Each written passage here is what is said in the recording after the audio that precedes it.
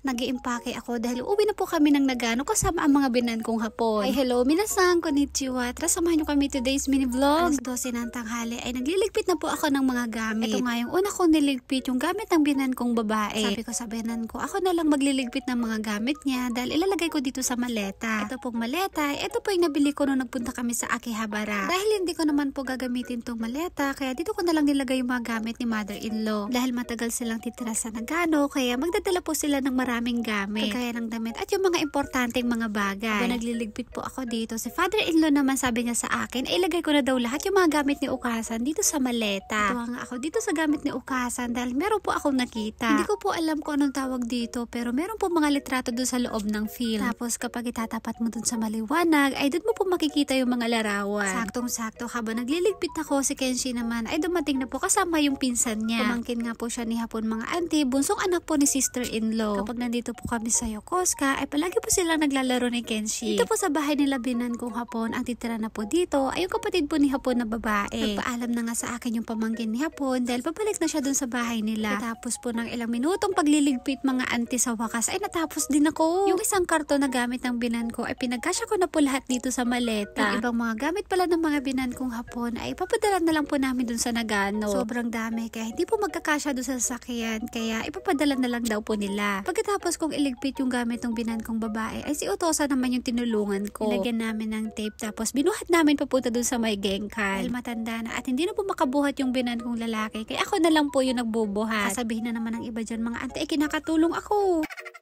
Pagkatapos kong iligpit yung mga gamit ng mga binan ko, ay sinampay ko na po dito sa labas etong ginamit naming kumot. Kakahiya naman kasi mga auntie kung ipapalaba ko pa sa mga binan ko dahil kami naman yung gumamit. Mga launa naman po ay nagbihis na ako dahil malapit na po kaming umuwi. Si Hapon nga pala at saka si mother-in-law ay wala po dahil meron silang pinuntahan kanina. Habang nagbabacuum po ako ay saktong-sakto naman po na dumating na sila. Dito nga rin po si sister-in-law dahil mamaya ay tutulungan niya kami magbuhat ng mga karton. Si sister-in-law ko po mga auntie ay napakabait po niyan. Fast forward nga po pala mga auntie, pagkatapos ko mag-vacuum ay pupunta naman po kami sa Yamato. Dahil masyado pong maraming mga gamit na mga binan ko kaya ipapadala na lang namin. Tapos po ng ilang minutong biyahe ay nakarating na rin po kami dito sa Yamato. Para din po itong LBC pwede silang mag-send overseas. And she naman ay binubuhat ng tita niya. Bago ko makalimutan, ito nga po palang mini vlog namin ay noong November 16, 2024.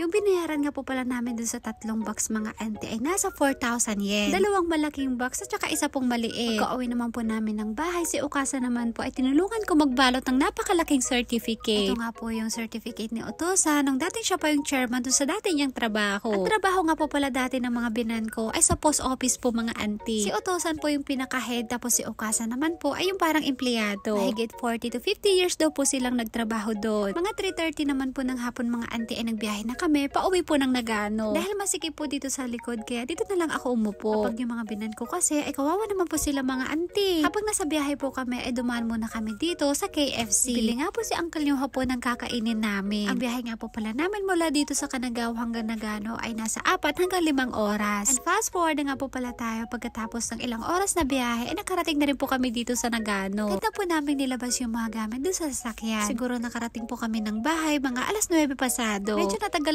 po kami sa biyahe dahil meron pa po kaming dinaanan. Pagkatapos ko pong magligpit ng mga gamit namin, ay naglatag na po ako dito ng higaan ng mga binan ko. Dito po sila matutulog sa ibaba, tapos kami naman po dun sa 2nd floor. Last year nga po pala mga auntie, kung napanood nyo po yung mga dating mini vlog namin, ay dito po kami natutulog sa baba. Pero ngayon, dahil dito po sila sa amin, kaya sila po yung matutulog doon. Pagkatapos namin mag-shower, ay naglaga po ako dito ng mani. Ito nga po yung tanim kong mani na hinarvest ko. Ngayon nga lang po namin itong matitikman pagka-uwi po namin ng bahay. Subuan ko nga po si Kenshi, pati na rin po si uncle nyo hapon. Ang swerte naman itong 2 hapon ko, meron silang taga-subo.